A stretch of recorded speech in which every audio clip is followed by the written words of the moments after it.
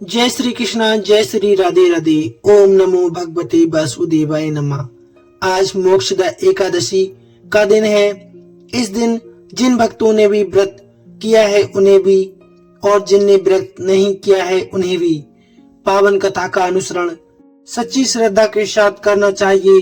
कहा जाता है कथा के अनुसरण मात्र से ही एकादशी व्रत का पूरा फल प्राप्त होता है, और जो भक्त व्रत करते हैं उन्हें तो अवश्य ही कथा सुननी चाहिए, जिससे उनका जीवन काल और जीवन के अंत में भी उन्हें भगवान की प्राप्ति होती है। कहा जाता है भक्त और भगवान का मिलन केवल भक्ति से ही होता है।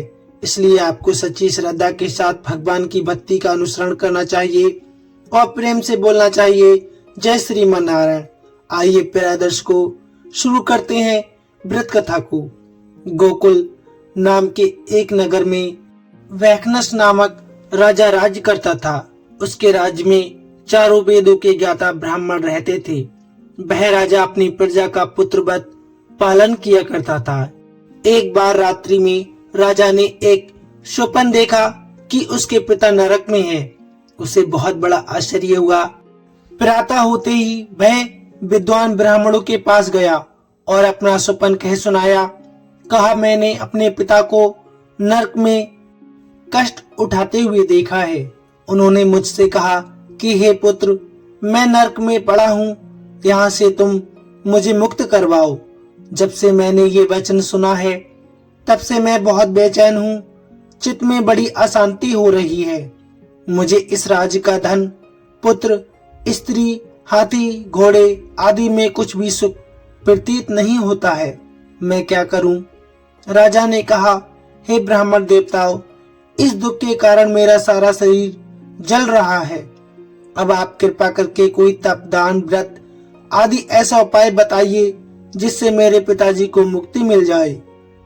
उस पुत्र का जीवन व्यर्थ है जो अपने माता पिता का उद्धार न कर सके। एक उत्तम पुत्र वही होता है जो अपने माता पिता और पूर्वजों का उद्धार करता है।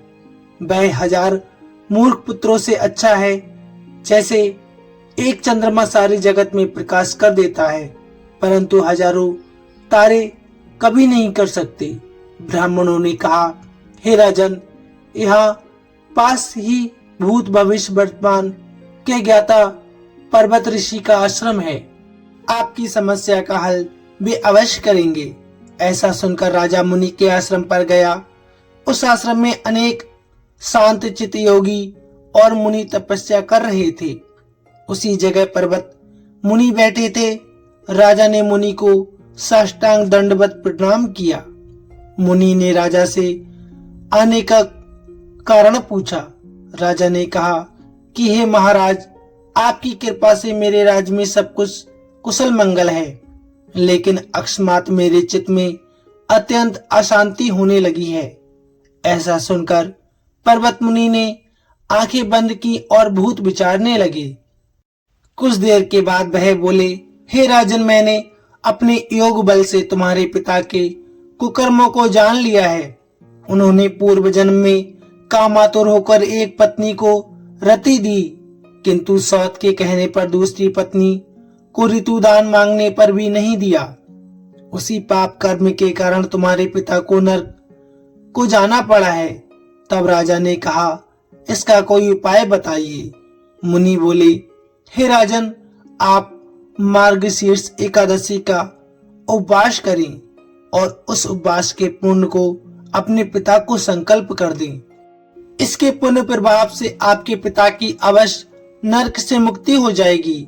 मुनि के ऐसे वचन सुनकर राजा महल में गया और मुनि के कहे अनुसार कुटुंब सहित मोक्षदा एकादशी का व्रत किया, और उसने इस उपवास का पुण्य अपने पिता को अर्पण कर दिया। इसके प्रभाव से उसके पिता को मुक्ति मिल गई और स्वर्ग में जाते हुए वह अपने पुत्र से कहने लगे, हे पुत्र, तेरा कल्याण हो। ये कहकर वह स्वर्ग चले गए। मार्गशीर्ष मास की शुक्ल पक्ष की मोक्षदा एकादशी का व्रत जो करता है उसके समस्त पाप नष्ट हो जाते हैं। इस व्रत से बढ़कर मोक्ष देने वाला कोई व्रत नहीं है। इस दिन गीता जयंती भी मनाई जाती है। साथ ही ये धनुर्मास की एकादशी भी कहलाती है। अतः इस एकादशी का महत्व कई गुना और भी बढ़ जाता है। इस दिन गीता का पाठ अनुष्ठान प्रारंभ करें तथा प्रतिदिन थोड़ी थोड़ी गीता अवश्य पढ़ें। ऐसा करने से भगवान की कृपा आप पर अवश्य बनी रहती है। आपको कहानी वृत्तांत कैसा लगा प्लीज कमेंट में अवश्य बताइए। यदि आप हरि विष्णु के सच्चे भक्त हैं तो कमेंट में अवश्य लिखें ओम नमो भगवते वासुदेवाय नमः।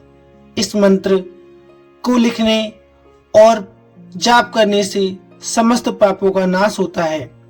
भगवान का ये असीम मंत्र भक्तों के लिए ही भगवान द्वारा अवतरित किया गया है। तो आपको भी ऐसे दिव्य मंत्र का जाप सदा करना चाहिए और कमेंट में अवश्य लिखना चाहिए। धन्यवाद। जय श्री कृष्णा, जय श्री राधे राधे।